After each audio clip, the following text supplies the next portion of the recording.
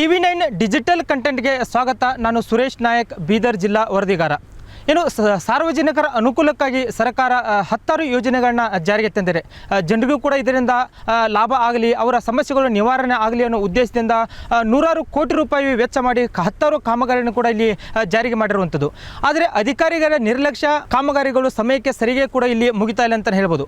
ಅದಕ್ಕೆ ಉತ್ತಮವಾದಂಥ ಉದಾಹರಣೆ ಏನಂತಂದರೆ, ಏನು ಬೀದರ್ನ ಕಾರಂಜ ಜಲಾಶಯದಿಂದ ಏನು ಔರಾದ್ ಪಟ್ಟಣಕ್ಕೆ ಔರಾದ್ ಪಟ್ಟಣ ಸೇರಿದಂತೆ ಬೇರೆ ಬೇರೆ ಗ್ರಾಮಗಳಿಗೆ ಕುಡಿಯುವ ನೀರು ಏನು ಸರಬರಾಜು ಒಂದು ಯೋಜನೆ ಕೂಡ 2022ರಲ್ಲಿ ಏನು ಕೇಂದ್ರ ಸರ್ಕಾರದ ಒಂದು ಯೋಜನೆ ಇದಾಗಿತ್ತು, ಅಮೃತ್ ಯೋಜನೆ 2.0 ಅಂತ ಹೇಳಿ ಸುಮಾರು 84 ಕೋಟಿ ರೂಪಾಯಿ ವೆಚ್ಚದಲ್ಲಿ 2022ರಲ್ಲಿ ಏನು ಕೇಂದ್ರ ಸರ್ಕಾರ ಇನ್ನು ಸಚಿವ ಸಂಪುಟದಲ್ಲಿ ಕೂಡ ಅನುಮೋದನೆ ದೊರೆಯಿತು.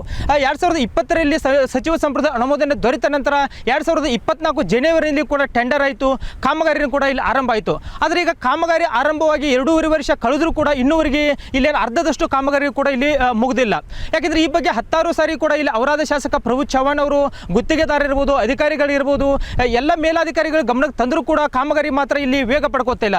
ಇದು ಸಹಜವಾಗಿ ಅಲ್ಲಿರ್ತಕ್ಕಂಥ ಸಾರ್ವಜನಿಕರ ಆಕ್ರೋಶಕ್ಕೂ ಕೂಡ ಇಲ್ಲಿ ಕಾರಣ ಆಗಿರ್ತಕ್ಕಂಥದ್ದು.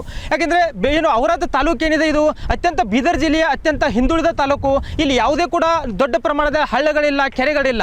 ಅಲ್ಲಿರ್ತಕ್ಕಂಥ ಬಾವಿ, ಬೋರ್ವೆಲ್ ನೀರೇ ಅಲ್ಲಿರ್ತಕ್ಕಂಥ ಜನರಿಗೆ ಕುಡಿಯುವ ನೀರ ಆಧಾರವಾಗಿರುವಂಥದ್ದು.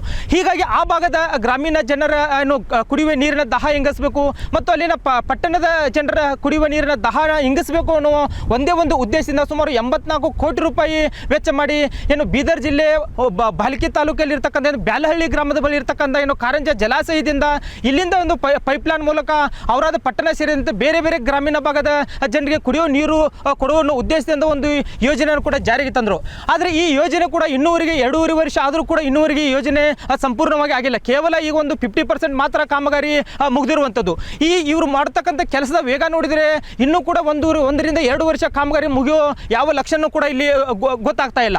ಯಾಕೆಂದರೆ ಇದಕ್ಕಾಗಿ ಟೆಂಡರ್ ಪಡೆಯುವ ಮುನ್ನ ಗುತ್ತಿಗೆದಾರನು ಕೂಡ ಏನಿದ್ದ 2026 ಜನವರಿಯಲ್ಲಿ ನಾವು ಕಾಮಗಾರಿನ ಸಂಪೂರ್ಣವಾಗಿ ಮುಗಿಸಿ ಇಲ್ಲೇನು ಇದನ್ನು ಹಸ್ತಾಂತರ ಮಾಡ್ತೀವಿ, ಲೋಕಾರ್ಪಣೆ ಮಾಡ್ತೀವಿ ಅಂತ ಏನು ಮಾತು ಕೊಟ್ಟಿದ್ರು.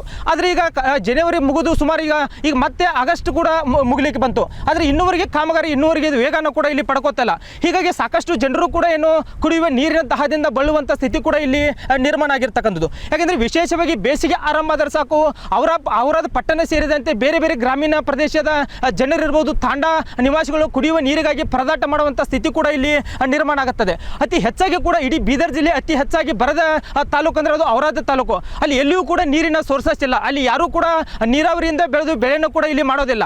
ಆದರೆ ಕೇವಲ ಇಲ್ಲೇನು ಕುಡಿಯುವ ನೀರಿಗಾಗಿ ಕೇವಲ ಬಾವಿ ಬರುವಲ್ಲನ್ನು ನಂಬಿಕೊಂಡು ಅವರೇ ಕುಡಿಯುವ ನೀರಿನ ದಾಹನ ಇಂಗಿಸ್ಕೊತಾರೆ. ಆದರೆ ಬೀದರ್ ಜಿಲ್ಲೆಯ ಬಹುತೇಕ ಏನೋ ತಾಲೂಕುಗಳು ಕೂಡ ಈಗಾಗಲೇ ಕಾರಂಜ ಜಲಾಶಯದಿಂದನೂ ಕೂಡ ನೀರು ಎಲ್ಲ ಅಲ್ಲಿರ್ತಕ್ಕಂಥ ಹಳ್ಳಿಗಳಿಗಿರ್ಬೋದು, ಪಟ್ಟಣ ಪ್ರದೇಶಕ್ಕೂ ಕೂಡ ನೀರು ಹೋಗುತ್ತೆ.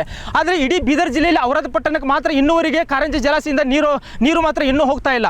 ಆದರೆ ಕೇಂದ್ರ ಸರ್ಕಾರನೂ ಕೂಡ ಜನರ ಕುಡಿಯುವ ನೀರಿನ ದಾಹ ಇಂಗಿಸಬೇಕು ಅನ್ನೋ ಉದ್ದೇಶದಿಂದ 84 ಕೋಟಿ ರೂಪಾಯಿ ವೆಚ್ಚ ಮಾಡಿ ಕಾಮಗಾರಿ ಕೂಡ ಇಲ್ಲಿ ಆರಂಭ ಮಾಡಿದೆ. ಆದರೆ ಗುತ್ತಿಗೆದಾರನ ನಿರ್ಲಕ್ಷ್ಯ ಇಲ್ಲಿ ಎದ್ದು ಕಾಣ್ತಾ ಇರತಕ್ಕಂಥದ್ದು.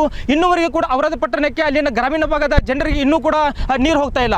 ಇವತ್ತಿನ ಕೂಡ ಮಳೆಗಾಲದಲ್ಲಿ ಕೂಡ ಇಲ್ಲಿ ಸಾಕಷ್ಟು ಹತ್ತಾರು ಏನು ತಾಂಡಗಳಿರ್ಬೋದು, ಗ್ರಾಮೀಣ ಭಾಗದ ಜನರಿರ್ಬೋದು, ಇನ್ನೂವರೆಗೆ ಕೂಡ ಕುಡಿಯುವ ನೀರಿಗಾಗಿ ಪರದಾಟ ಮಾಡುವಂಥ ಸ್ಥಿತಿ ಕೂಡ ಇಲ್ಲಿ ನಿರ್ಮಾಣ ಆಗಿರ್ತಕ್ಕಂಥದ್ದು. ಯಾಕೆಂದರೆ ಇಡೀ ಅಲ್ಲಿ ಬೇಸಿಗೆ ಕಾಲದಲ್ಲಂತೂ ಇಡೀ ಸುಮಾರು ನೂರಾರು ತಾಂಡದ ಜನರು ಮತ್ತು ಏನು ಅಲ್ಲಿರ್ತಕ್ಕಂಥ ಪಟ್ಟಣದ ಜನರು ಕೂಡ ಕುಡಿಯುವ ನೀರಿಗಾಗಿ ಕಿಲೋಮೀಟರ್ ಗಂಟಲೆ ರೈತರ ಹೊಲಗಳಿಗೆ ಹೋಗಿ ನೀರು ತಗೊಂಬಂದು ಕುಡಿಯುವಂಥ ಸ್ಥಿತಿ ಕೂಡ ಇಲ್ಲಿ ನಿರ್ಮಾಣ ಆಗಿದೆ. ಆದರೆ ಇಷ್ಟೆಲ್ಲ ಸಮಸ್ಯೆಗಳು ಅಲ್ಲಿ ಇರ್ತಕ್ಕಂಥ ಜನಪ್ರತಿನಿಧಿಗಳ ಗಮನಕ್ಕಿದ್ದರೂ ಕೂಡ, ಗುತ್ತಿಗೆದಾರನ ಗಮನಕ್ಕಿದ್ದರೂ ಕೂಡ ಇನ್ನೂವರೆಗೆ ಇಲ್ಲಿ ಕಾಮಗಾರಿ ಕೂಡ ಇಲ್ಲಿ ಮುಗಿತಾ ಇಲ್ಲ. ಇದು ಸಹಜವಾಗಿ ಅಲ್ಲಿರ್ತಕ್ಕಂಥ ಜನರ ಆಕ್ರೋಶನೂ ಕೂಡ ಇಲ್ಲಿ ಕಾರಣ ಆಗಿರ್ತಕ್ಕಂಥದ್ದು. ಅದರ ಜೊತೆಗೇನು ಸಾಕಷ್ಟು ರೈತರಿರ್ಬೋದು, ಆ ಭಾಗದಲ್ಲಿರ್ತಕ್ಕಂಥ ಏನು ಜನರು ಕೂಡ ಸಾಕಷ್ಟು ಸಲ ಪ್ರತಿಭಟನೆ ಕೂಡ ಮಾಡಿದರು. ಜಿಲ್ಲಾಧಿಕಾರಿಗಳ ಮನವಿನೂ ಕೂಡ ಕೊಟ್ಟರು, ಜಿಲ್ಲಾ ಉಸ್ತುವಾರಿ ಸಚಿವರು ಕೂಡ ಮನವಿ ಕೊಟ್ಟರು.